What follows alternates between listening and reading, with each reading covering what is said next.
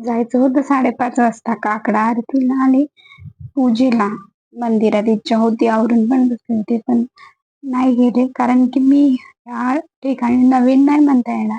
1-1.5 वर्ष झालं आम्ही इथं राहतोय.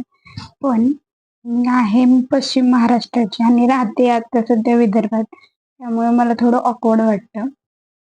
आणि नंतर माझा मुलगी आणि माझे मिस्टर ऑलरेडी 9 वाजता जाऊन आले होते.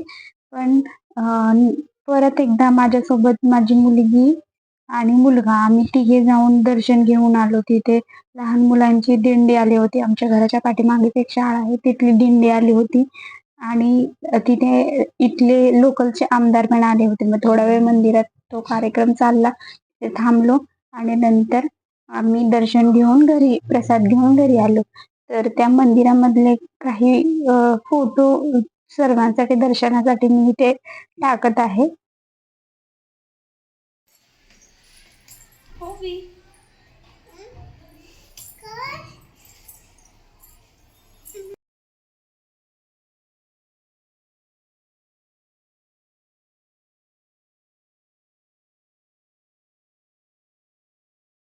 नंतर मी, माझी मुलगी आणि माझा मुलगा आम्ही तिघे 10 वाजता मंदिरात जाऊन दर्शन घेऊन आलो.